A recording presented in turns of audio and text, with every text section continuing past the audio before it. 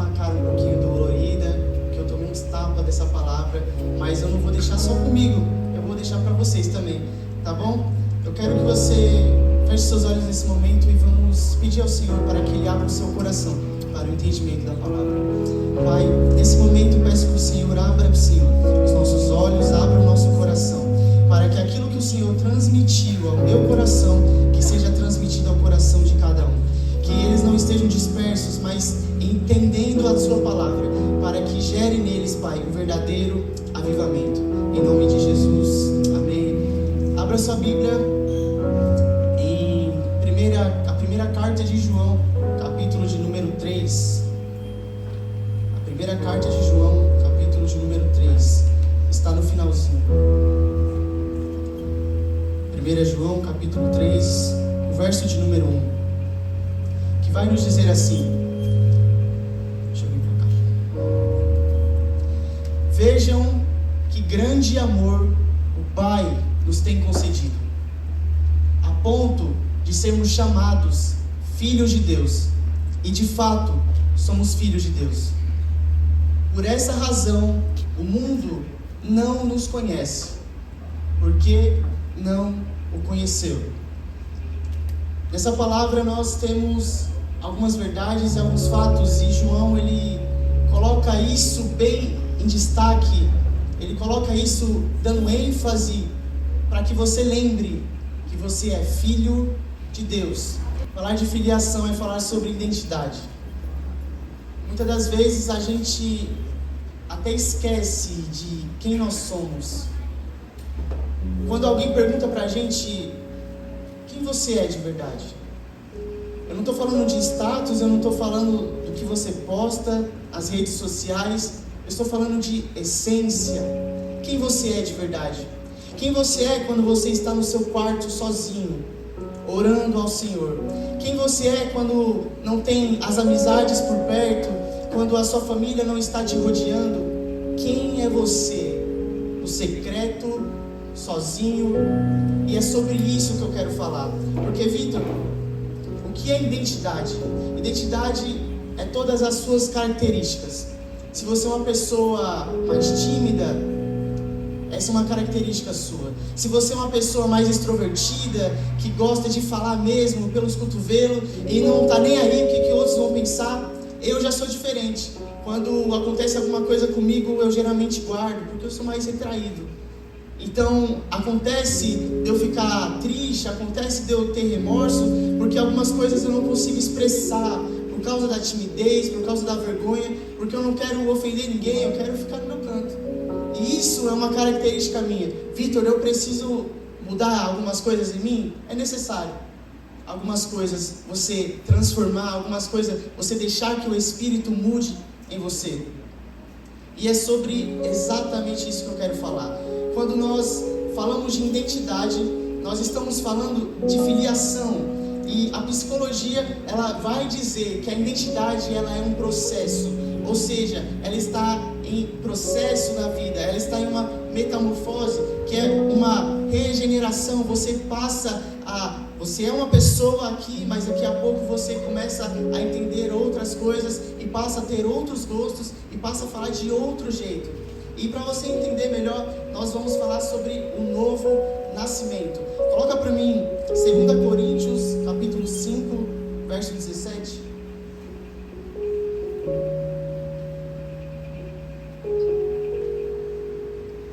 Que vai nos dizer assim: e assim, se alguém está em Cristo, é nova criatura. As coisas antigas já passaram, eis que se fizeram novas. Eu gosto desse versículo porque ele diz exatamente o que é a vida com Cristo. Você tinha uma identidade a partir do momento que você nasceu, mas quando você encontrou Jesus, Ele mudou você. Quando você encontrou o Espírito Santo, Ele começou a transformar a sua identidade. Vitor, então você está dizendo que a minha identidade ela pode mudar? Pode. E ela pode mudar para melhor. Porque quando você encontra Jesus, as coisas velhas já passaram. E eis que tudo se fez novo. Fez novo o que, Vitor? Porque a presença de Deus entrou no seu ser. A presença de Deus te comoveu. mais fazer, que aquilo que você fazia, a prática do pecado, você não pratica mais, porque agora é nova criatura. Você está entendendo? Vitor, o que é avivamento? Avivamento não é só esse culto que estamos tendo. Avivamento não é só louvores bonitos, você sentir a presença de Deus aqui, não é só aqui. Avivamento é quando você sai daqui. Avivamento é quando você vai para a sua rotina, para o seu trabalho. É aí que as coisas começam a acontecer. E você tem que mostrar o avivamento que você pregou aqui. O avivamento começa quando a gente sai das quatro paredes. O avivamento começa quando você coloca em prática o evangelho de amar uns aos outros. Você está entendendo? Quando a gente fala de avivamento, eu lembro daquele versículo, e Lucas 26 vai dizer que quando os discípulos estão entristecidos voltando de Jerusalém porque Jesus havia falecido, eles esperavam justiça terrena, mas Jesus tinha algo maior para eles. Eles não estavam entendendo a certo ponto o que Jesus tinha dito esse tempo todo, mas quando eles estão no meio do caminho, sabe quem aparece? O próprio Jesus. Jesus aparece para eles e começa a conversar com eles, e os olhos deles estão vendados. Quantas vezes os nossos olhos estão vendados durante a semana? Quantas vezes os seus olhos não conseguem enxergar a oportunidade de orar por alguém, a oportunidade de pregar a alguém o amor de Jesus? E os olhos deles estão vendados por causa da tristeza, por causa do remorso de que Jesus havia falecido. Só que Jesus chega sempre com um jeitinho dele de chegar a gente. Ele nunca vai chegar tirando tudo do lugar, não. Ele vai sempre chegar na calmaria. Ele vai dizer para eles: por que vocês estão tristes? Por que vocês estão cabisbaixos desse jeito? E eles começam a dizer para Jesus aquilo que havia acontecido com ele mesmo. Só que os olhos deles estavam vendados e não sabiam o que era ele. Enquanto Jesus pregava, Jesus falava de tudo, desde Moisés até aquele momento. Ele vai falando, até um certo ponto que eles chegam na casa daqueles moços. E a hora já estava ficando tarde. Aí eles vão dizer assim: não, fique com a gente, vamos cear, vamos comer aí, amanhã você volta. Quando Jesus chega, eles vão cear, eles vão comer. E Jesus pega o pão que eles oferecem a ele, pega o pão, e você conhece a história, Jesus parte o pão. Quem só tinha aquele costume era Jesus. Quem tinha aquele costume de pegar e partir o pão era Jesus. Quando Jesus vai oferecer para eles, Jesus desaparece. E o que acontece nesse momento, Vitor, é que o coração deles estavam ardendo e os olhos deles foram abertos.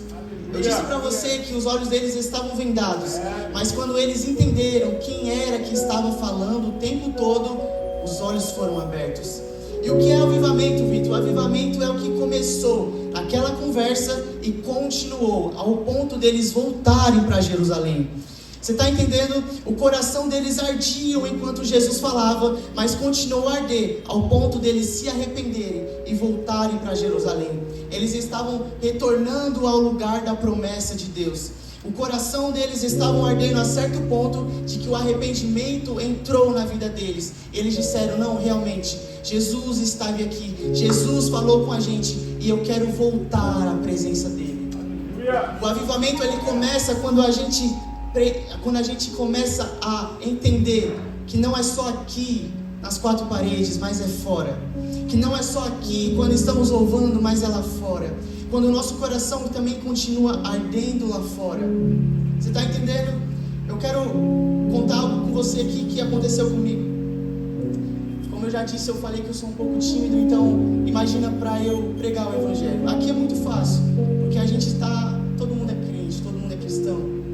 Mas lá fora é muito difícil. E esses dias eu estava no meu trabalho, conversando com um rapaz, um amigo meu, e ele estava relatando que a mãe dele estava passando por um problema. E ela estava muito adoentada e ele estava muito preocupado com isso. E os médicos disseram que ela estava com trombose. Irmãos, enquanto ele falava, o Espírito Santo falou assim para mim: Vitor, ora por ele. Eu falei assim: não é possível que eu ouvi isso, não. E ele falando aqui comigo, aí eu falei: não sabiam que eu era cristão? Sim, sabiam. Mas eu não tinha coragem de orar. Mas o Espírito Santo continuou falando no meu coração: ora por ele, ora por ele. Eu falei assim: tá bom, eu vou pegar ele ali quando ele for lá no banheiro. Quando a gente tiver a sós, eu vou lá orar por ele. Aí beleza, aí eu vi todo mundo que estava aqui conversando. Aí eu fui lá. Falei: eu acho que ele foi no banheiro. Aí eu vou lá. Aí ele chegou, eu falei: ei, mano, beleza? Então, deixa eu te falar um negócio. Você me contou que sua mãe tá mal, né? Deixa eu orar por você. E ele, na maior tranquilidade, eu achei que ele ia falar alguma coisa. Ele falou: não, pode orar por mim. Eu peguei na mão dele, comecei a orar por ele. E a presença de Deus entrou na minha vida. Que eu comecei a falar as coisas que Deus havia feito. E deixa eu te dizer, não é isso, não é mérito meu. Nunca foi mérito meu. É mérito de Cristo. Nós estamos aqui para pregar o Evangelho. Nós estamos aqui para fazer o ID.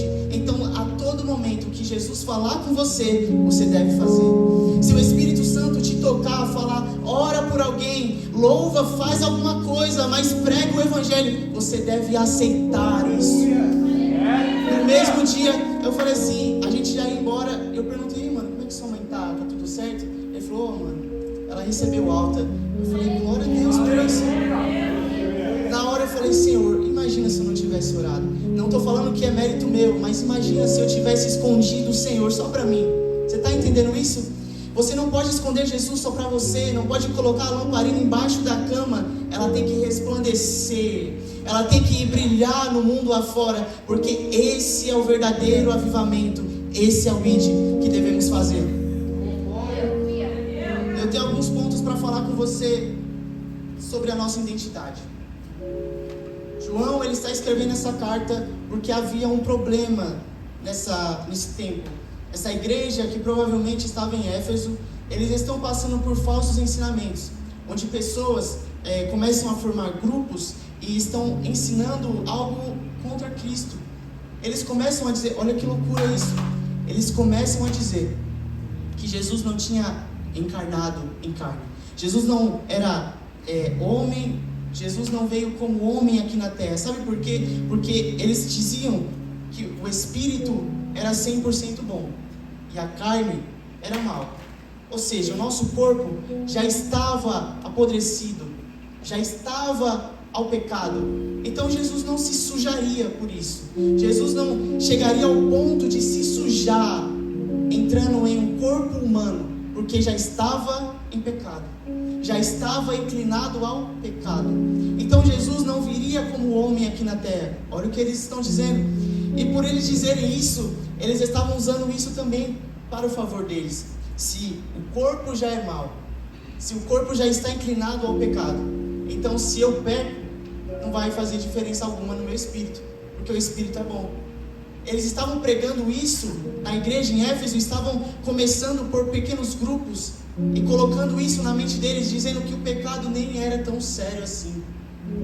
Mas João, ele vai dizer que se você está com Deus e se você vive com Deus, você não pratica o pecado.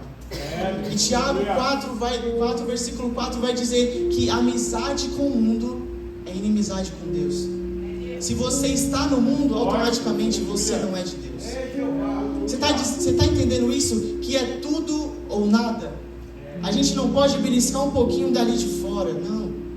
A gente não pode ficar um pouquinho com o pé para fora aqui, não. Porque se você está aqui, você já é inimigo de Deus. Se você já está em dúvida, você já é inimigo. Você já pratica algo contra Deus. E João está pregando isso, está dizendo: olha, vocês estão pregando coisas erradas, vocês estão falando heresias. Porque quem vive com Deus não vive em pecado. Não tem como você fazer parte, adorar dois deuses, não tem como isso.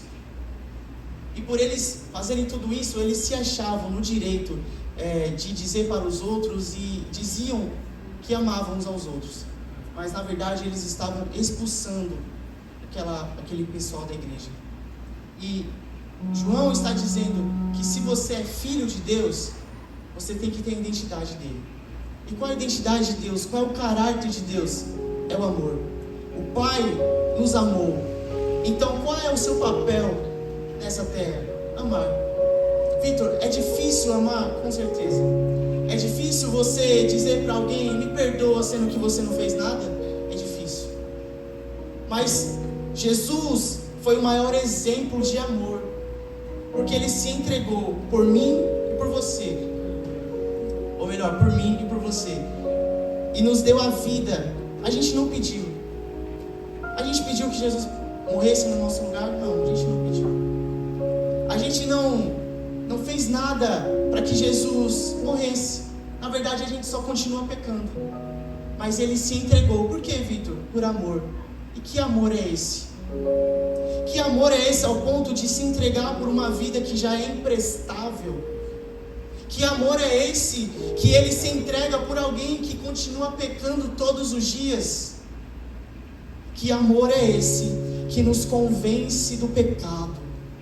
Que amor é esse de Cristo que nós pregamos, e quando nós pregamos Ele se manifesta, mesmo a gente em pecado, mesmo a gente errando, mesmo em iniquidade. O amor dEle é tão misericordioso que Ele nos usa. E você pode estar aqui no seu pior momento, você pode subir ao púlpito no seu pior momento, mas quando você se coloca na presença dEle, a graça te alcança, a graça te envolve, e você começa a profetizar, e você começa a ser batizado, ser renovado, e o avivamento, quando você menos percebe, ele começa a agir no seu coração.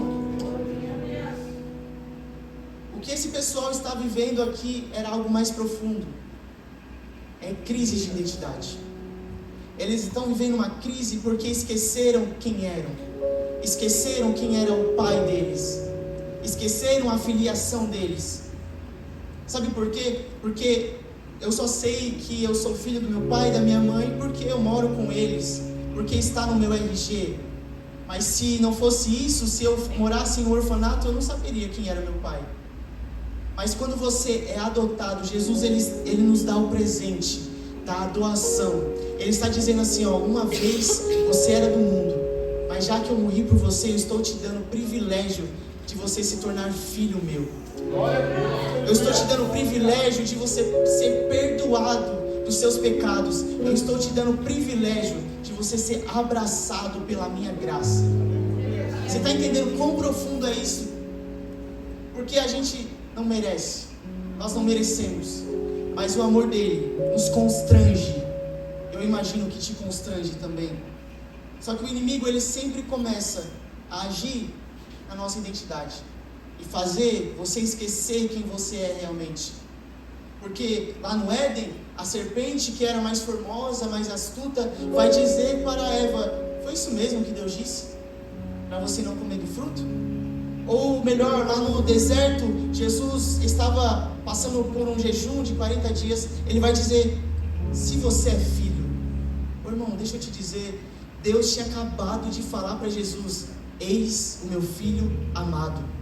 Nós estamos aqui, pregamos o Evangelho, pregamos que Jesus salva, pregamos que Jesus te ama, mas quando a gente sai lá fora, o inimigo começa na sua mente: mas você errou, mas você pecou, você está na iniquidade. Mas deixa eu te dizer algo aqui bem profundo: a sua identidade não está baseada no seu erro, no seu passado. A sua identidade está baseada na sua filiação. E sabe quem é o seu pai? É Cristo. Sabe quem é o seu pai? É Jesus, que se entregou, e naquele Calvário, naquela cruz, ele disse: está consumado. Vocês são os meus filhos, vocês são parte da minha família, vocês não são mais do mundo, vocês são os meus filhos. Aleluia. Deus, ele nos constrange com o amor dele e faz ao ponto da nossa identidade ser restaurada, assim como eu havia dito no começo. Você nasce com uma identidade, mas você pode conseguir outra através de Cristo. Você passa a ser uma nova criatura. E é isso que acontece. Para você entender, a gente precisa voltar lá em Gênesis. Para você entender a sua identidade, nós precisamos voltar na origem sua. Coloca para mim em Gênesis capítulo 1, verso 26. Para nós entendermos, a gente precisa voltar para a nossa origem. E Deus vai dizer assim: Deus disse: façamos o homem, façamos o ser humano a nossa imagem, conforme a nossa semelhança. Tenha ele domínio sobre os peixes, sobre as aves do céu. Pode passar. Sobre os animais domésticos, sobre toda a terra e sobre todos os animais que rastejam pela terra. Verso 27.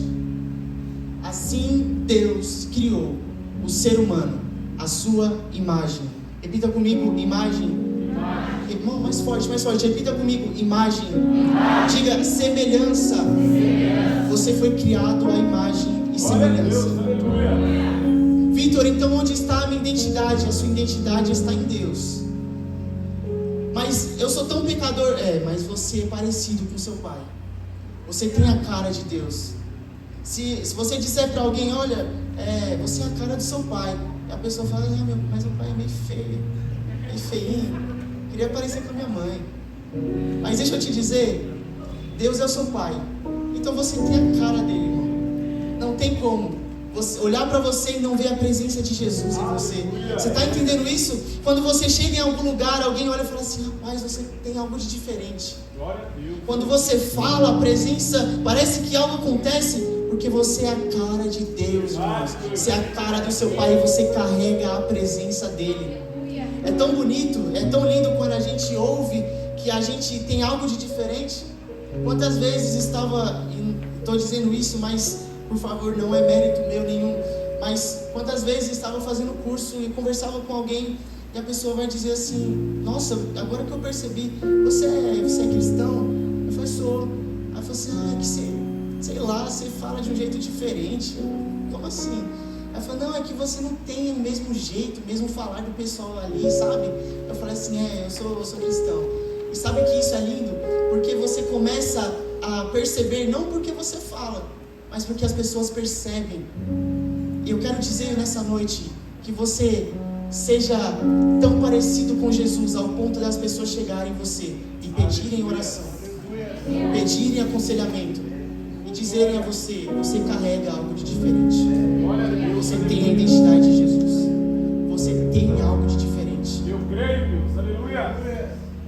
O plano de Jesus então era a comunhão. O plano de Jesus era que se multiplicasse. Adão, Eva, vocês não precisam ficar só aqui no jardim. Multipliquem. Tenham filhos, subjuguem sobre a terra, dominem os peixes, dominem os animais e expandam. Façam que a cultura do Éden expanda sobre a terra. Multipliquem. O propósito de Jesus era multiplicação para aquele povo. E eu antigamente achava que Adão, se não tivesse pecado, nesse momento a gente estava de boa. Estava só aproveitando ali o jardim, tranquilamente. Mas não, eles também tinham algumas tarefas. Então o plano de Deus nunca foi você ficar só tranquilamente na sua. Não, expanda. Multiplique, lidere, seja alguém na sua vida, cresça. Jesus sempre quis isso, cresça, expanda o reino de Deus, leve a cultura do reino para toda a terra. Só que, irmãos, Deus ele dá uma condição de erro. Deus ele vai nos entregar o livre-arbítrio. E Vitor, esse é o problema então da humanidade? Não. O problema não é o livre-arbítrio, o problema é que eu escolho errar. E Adão estava ali com Deus, no seu melhor momento, com a sua esposa, tranquilamente, com a presença de Deus, mas ele escolhe errar. Ele escolhe a prática do erro. E Deus havia dado a eles o livre-arbítrio, justamente para saber se eles o amavam. Justamente para ter comunhão com alguém que te obedece realmente. Sabe por quê? Porque se você pegar o seu celular, você pode fazer tudo com ele. Seu celular te obedece, sim ou não? Sim ou não? Sim. Meu celular me obedece.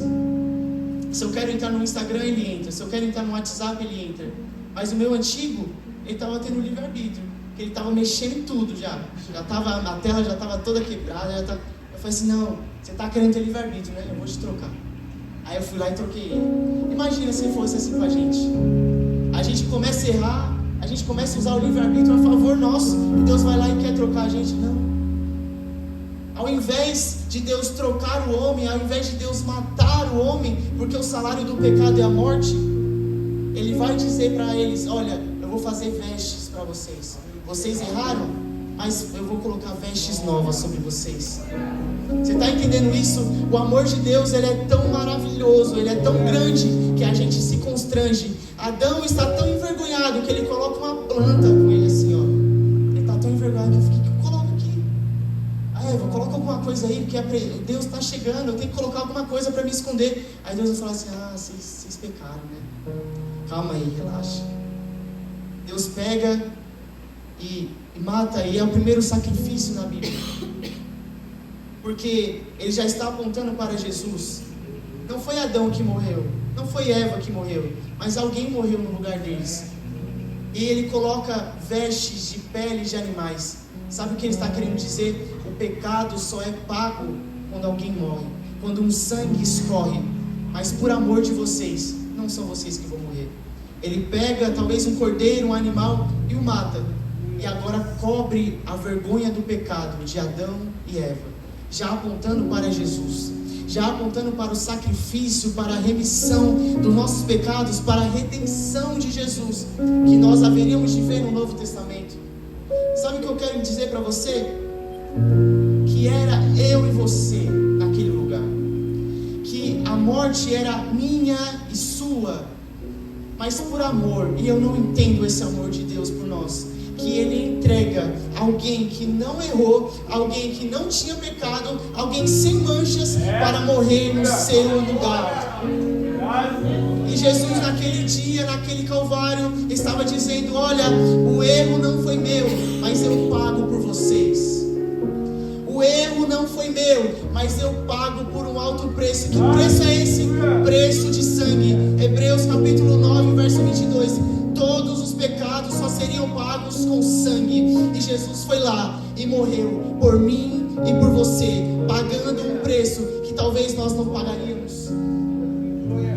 Mostrando a mim e a você que a nossa identidade está na filiação, está na adoção, porque a partir do momento em que você entrega a sua vida a Ele, você está dizendo: eu confesso que eu sou pecador, eu me arrependo diante de Jesus, e eu confesso que Ele é o único Senhor da minha vida.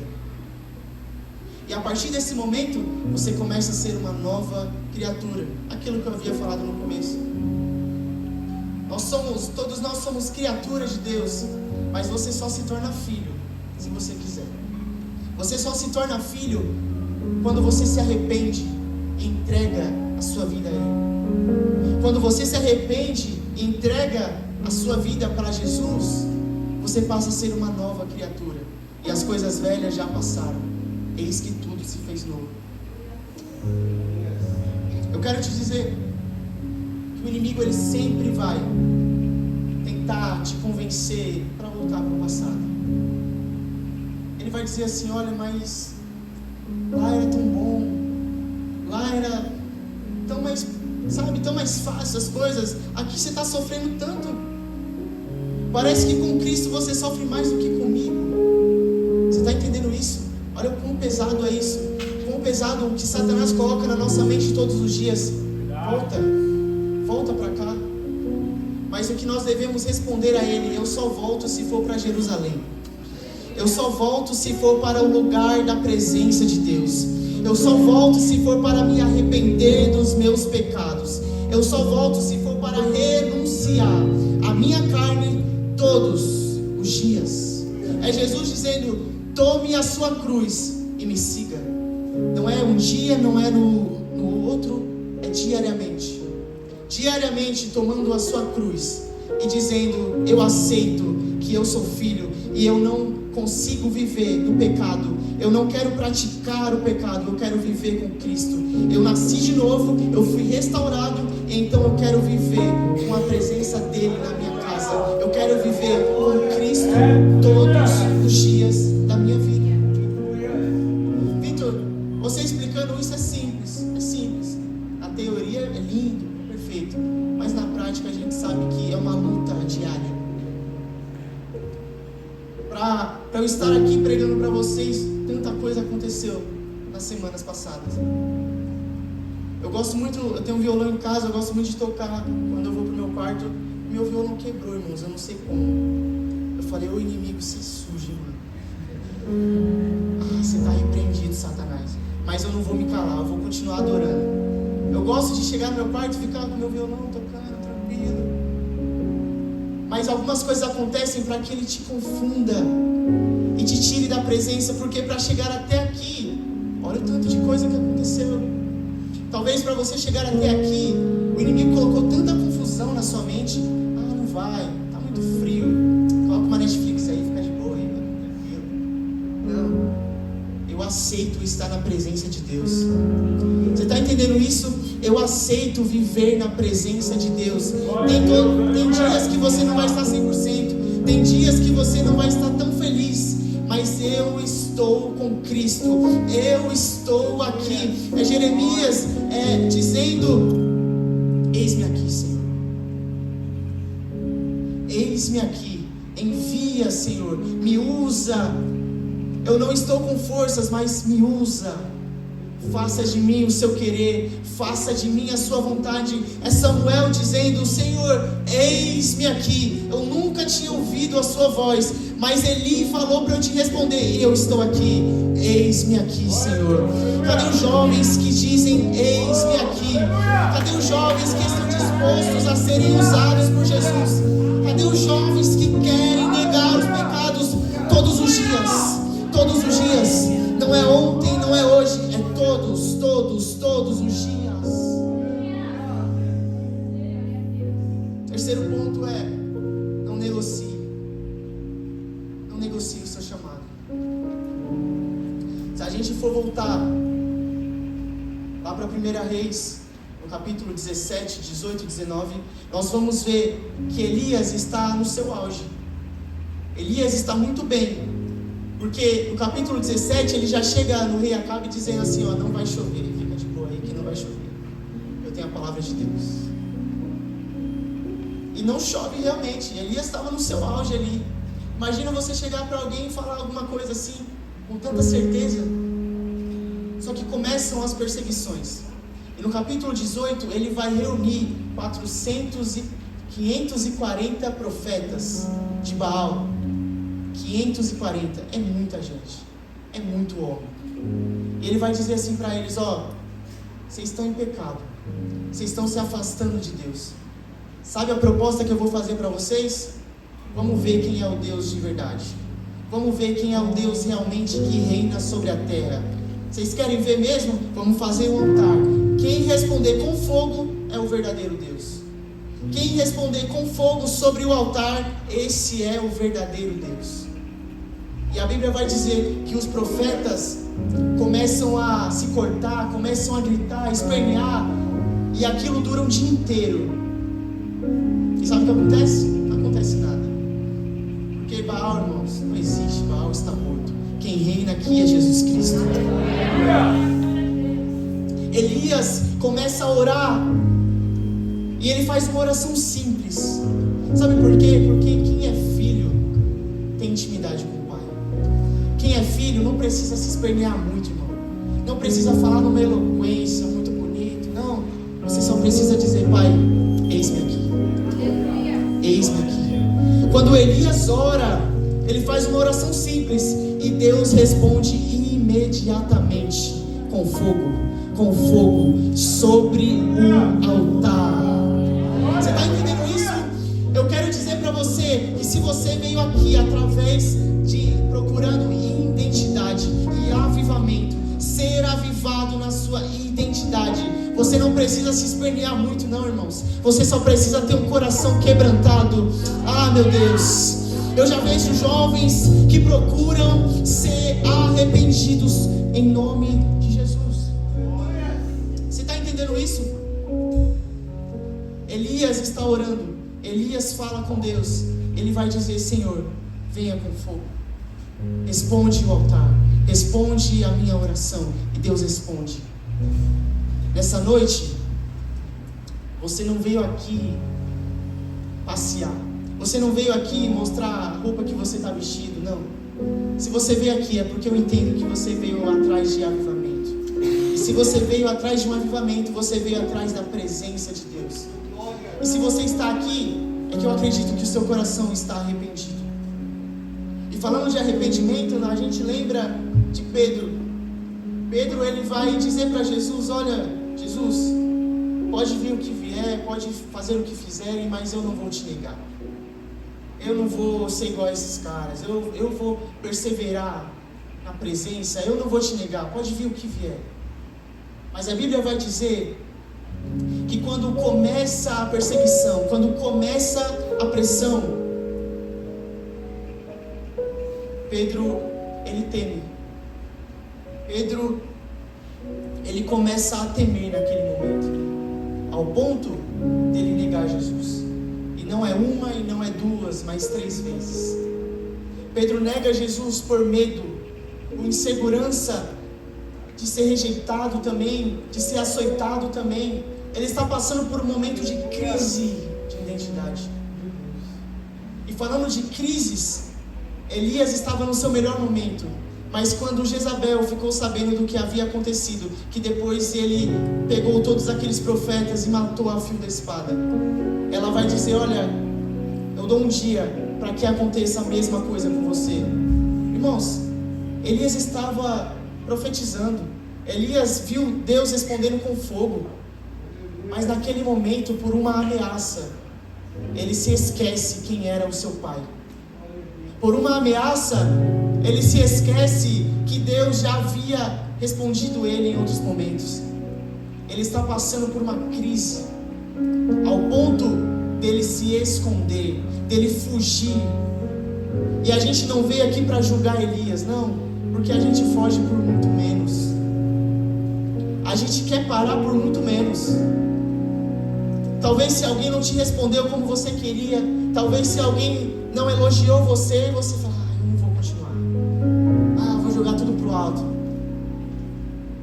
Mas Elias está passando por uma ameaça de morte. Só que você consegue entender que alguém está com medo de ameaça de morte, sendo que já tinha enfrentado 400 profetas, 500 profetas? Vitor, o que é isso? Elias está passando por uma crise. E só consegue resolver essa crise quem é pai. Quando o seu filho está passando por um momento difícil, aos pais que estão aqui, é verdade ou não é que só você consegue acalmar ele? Que só você consegue conversar com ele? E aquele choro que ele não consegue nem responder direito passa. E quando Elias está fugindo, ele para e se assenta debaixo de uma árvore. E nesse momento, coloca aqui para mim, 1 Reis, capítulo 19, verso 4. Olha o que Elias vai dizer para Deus. Ele mesmo, porém, foi para o deserto, caminhando um dia inteiro. Por fim, sentou-se debaixo de um zimbro, sentiu vontade de morrer e orou: basta, Senhor, tira a minha vida, porque eu não sou melhor que os meus pais. Você está entendendo que Elias, o profeta, aquele que fez, aquele que orou, aquele que ordenou, está pedindo a morte nesse momento? Olha o estado de Elias, olha a crise de Elias nesse momento, em pedir a morte para Deus. Só que o Pai, Ele é tão misericordioso, e a graça nos alcança, que Ele não vai responder com grosseria para Elias. Ele vai mandar o anjo descer lá. Anjo, vai lá. Fala para Elias que a caminhada dele é longa ainda. Fala para Elias que eu estou dando comida para ele comer, para ele continuar na caminhada dele. E sabe o que vai acontecer? O anjo chega lá com pão e água. Com o que, irmão? Com pão e água. Dizendo: Elias, a caminhada é longa. Deus mandou te dizer que é para você continuar. Então come esse pão, toma essa água e continua. Sabe o que eu vim te dizer? Você não está aqui por acaso. Você chegou aqui nesse lugar talvez quebrantado, mas o que eu vim oferecer para você é pão e água. É pão e água. É a palavra de Deus. Sabe por quê? João 6,35 vai dizer, Jesus vai dizer que Ele é o pão da vida. João 4,14 vai dizer, eu sou a água viva, quem bebe de mim nunca mais terá sede. Você está entendendo o que Deus está oferecendo para Elias? É dizendo, você só consegue ser renovado quando você está comigo. Você só consegue ser restaurado quando você está comigo. Então come do pão e bebe da água. Porque quando você come do pão e bebe da água, as suas forças são renovadas. A sua vida é transformada. E a crise que você estava passando em certo momento, agora você começa a se alegrar novamente. E o que eu vim te oferecer, eu repito, não é as minhas palavras, mas é o pão e a água. O pão e a água. E quem é esse pão e a água? Jesus Cristo. Jesus Cristo. Ele é o pão, Ele é a água, Ele é a força, Ele é a renovação que você tanto precisa. Ele é a força que você veio buscar aqui nessa noite. Eu não sei o que você veio buscar, mas assim como Pedro, nós negamos Jesus quase todos os dias. Quantas vezes nós negamos Jesus? Mais do que 3 vezes. E a gente pode até julgar Pedro e dizer, Pedro amarelou, Pedro foi frouxo. Mas a gente nega por muito menos, irmãos. A gente acaba aceitando propostas e negando a Jesus. Coloca para mim, João 21:17. Pela 3ª vez, Jesus lhe perguntou. Quantas vezes Jesus pergunta? 3 vezes. Quantas vezes Pedro nega Jesus? 3 vezes. Olha que transformador isso. Pela 3ª vez, Jesus lhe perguntou, Simão, filho de João, você me ama? Parece que Jesus está inseguro, não está? Parece que Jesus não sabe se realmente Ele ama. O que Jesus estava querendo dizer, irmãos, para Pedro, dizendo, Pedro, eu sei que você me negou, mas você me ama? Sim, Jesus, eu te amo. Não, Pedro, peraí, você me ama mesmo? Sim, Jesus, eu te amo. E na 3ª vez Pedro fica até triste com essa pergunta, mas ele vai dizer, Senhor, tu sabes que eu te amo. Mas Pedro mal sabia que durante essas perguntas Deus estava restaurando a identidade dele e mostrando para ele, você me negou, você pecou, mas durante 3 vezes eu te pergunto para que você seja renovado, para que durante 3 vezes você seja perdoado novamente. Pedro, você me ama, eu te amo, Jesus. Então apacenta as minhas ovelhas, lidere uma igreja. Sabe o que eu vim te dizer? A sua identidade não está baseada no passado, mas está baseada no Pai. E o Pai te diz essa noite, eu te envio, eu te ordeno, apacenta as minhas ovelhas. Lidere, pregue, louve, evangelize, ore, porque o seu passado não pode entrar na sua vida novamente. Não deixe que o velho homem volte à sua carne novamente, mas que o Espírito seja renovado, não só hoje, mas todos os dias. Aleluia! Irmãos, o padrão é sempre o mesmo. Se você está inseguro, o inimigo vai agir. Se você está com medo, o inimigo vai agir, tentando colocar mentiras em sua mente, dizendo, você não pode, você é fraco, você não consegue. Mas o Espírito testifica no seu espírito de que você é filho de Deus. E quem é filho, irmão, pode todas as coisas. Quem é filho pode todas as coisas. João 15:4 vai dizer, se vocês permanecerem em mim, eu permanecerei em vocês, porque sem mim nada podereis fazer. Sem mim vocês não conseguem fazer com as suas forças. Sem mim vocês não podem nada. Você só está de pé aqui, irmão, por causa de Jesus. Eu só estou aqui ministrando para vocês por causa de Jesus.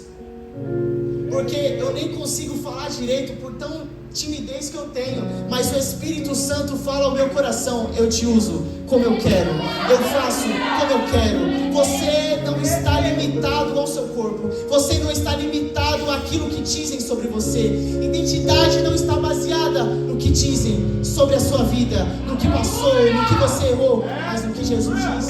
Irmão, deixa eu te dizer, Ele quer te usar.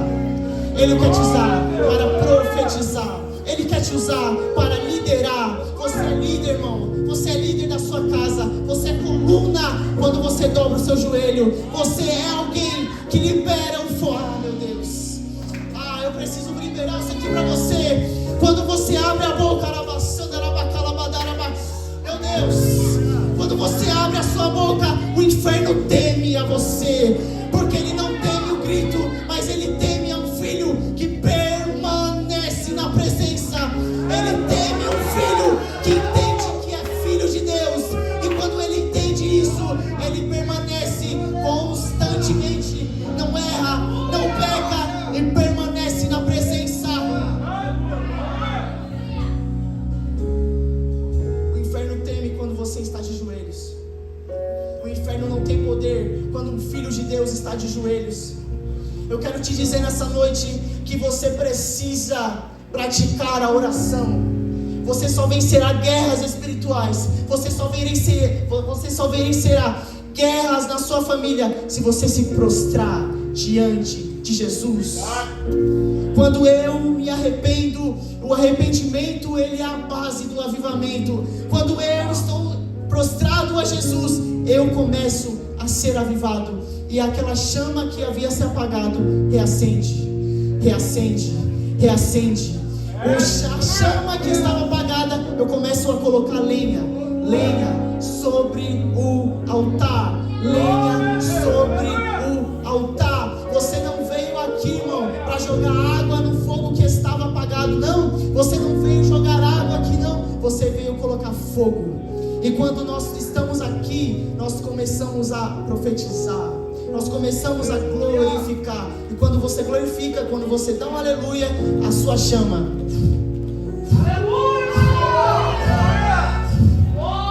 Você está entendendo isso? Quando você começa a glorificar, a chama acende novamente. Ela acende novamente. E aquilo que estava apagado começa a reacender. E você não entende, mas o Espírito Santo começa um trabalho na sua vida. E o avivamento só começará a partir do momento que você sair deste lugar e profetizar e falar aos seus pais: eu sou de Jesus, eu não nego o meu Jesus. No seu trabalho, eu sou cristão. Na sua empresa, eu permaneço com Cristo. Vocês podem não me entender, porque João vai dizer: o mundo não nos conhece, porque não o conheceu. Fique tranquilo se ninguém entender o que você fala. Fique tranquilo se eles acharem bobeira o que você faz. Fique tranquilo se você não peca como eles pecam, porque você é de Cristo. Você é filho. Quem é filho é igual ao Pai. Quem é filho tem amor. Quem é filho permanece. Aleluia. Eu não negocio quem eu sou. Quando Deus diz quem eu sou, eu acredito na palavra dele. Eu fico com a palavra de Deus e não com as minhas. Eu não fico com a palavra das pessoas que ficaram lá atrás, dos falsos amigos. Não, eu fico com a palavra de Jesus. E a palavra dele é: você é filho. Você é filho. Receba a paternidade de Jesus. Talvez você tenha se esquecido que você tem esse privilégio de orar ao Pai, que os céus abrem ao seu favor. Mas deixa eu te dizer, você tem o livre acesso à presença de Deus. Você tem o livre acesso a partir do momento que você entende a sua identidade. Fique sobre os seus pés.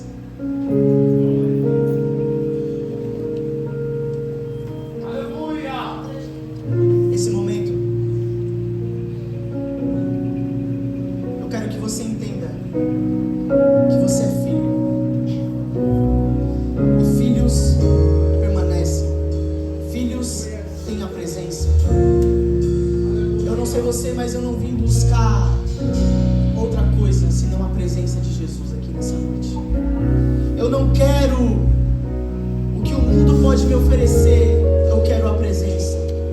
Eu quero a presença, sabe por quê? Porque Jesus é tudo. Jesus é tudo o que você precisa. O inimigo coloca na sua mente que você precisa dos prazeres para ser feliz, mas Jesus já é tudo. Jesus já é tudo. Todos os prazeres, toda a alegria já está nele. Então você não veio aqui buscar as minhas palavras, mas a presença de Jesus. Vamos louvar ao Senhor.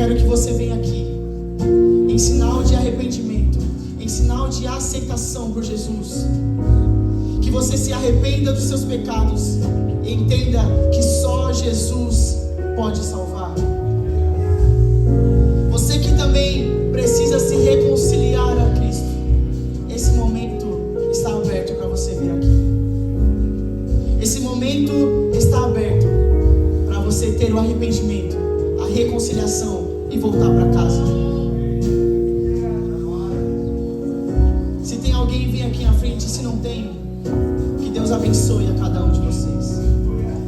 Deixa eu te dizer algo aqui. Quando eu vim para essa igreja, eu tinha apenas 9 anos de idade. Já fazem 10 anos que eu professo a fé cristã. Eu aceitei Jesus com 9 anos. E para os meus pais foram surpresa.